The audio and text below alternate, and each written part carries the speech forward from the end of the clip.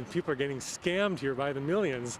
Brian Ceccarelli is a physicist. He believes red light cameras take advantage of a flawed physics formula that's used to time yellow lights.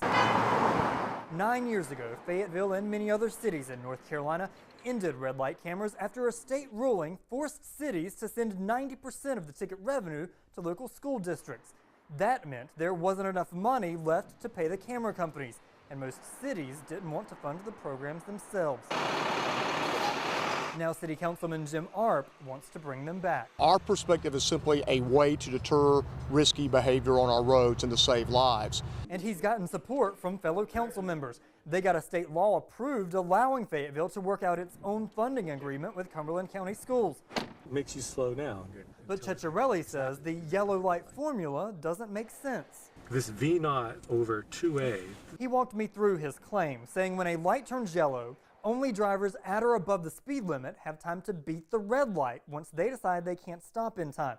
He says any driver who slows down to turn, for example, will get caught, often less than a second after the light turns red. He says those little violations happen all the time and no one gets hurt, but a red light camera would catch it, slapping the driver with a fine. To me, it's a charlatan fraud scheme where the red light camera vendors are the charlatan. Ceccarelli says the problem with timing goes back to when the formula for yellow light times was copied into this 1965 traffic engineering handbook. He says it's been misused ever since. The formula is wrong. There's a basic physics problem with it. The physics of the formula actually gives a driver half the time to come to a stop. After getting a red light ticket himself in Cary in 2009, he went to war against the red light camera industry.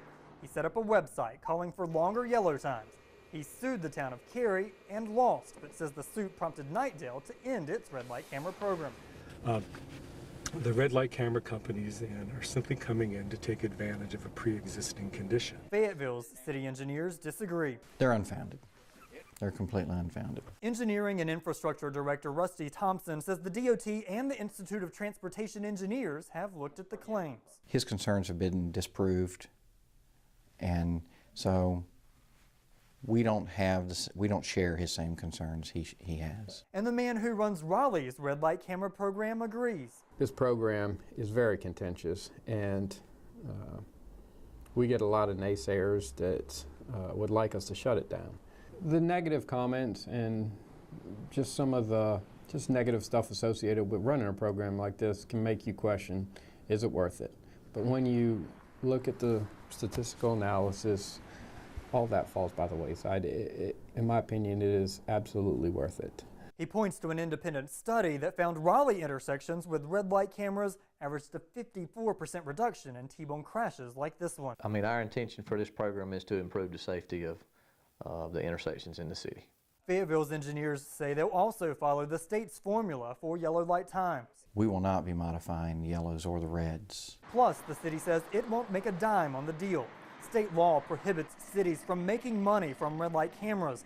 The new state law governing Fayetteville's program allows the city to charge $100 per ticket. The money collected will go straight to Cumberland County Schools, which will then pay the camera company. Exactly how much is still being worked out. Our insurance rates in Fayetteville and our crash rates in Fayetteville are high, and so this is another tool to try and reduce those costs and save everybody money in the future. In Fayetteville, Brandon Herring, WNCN News.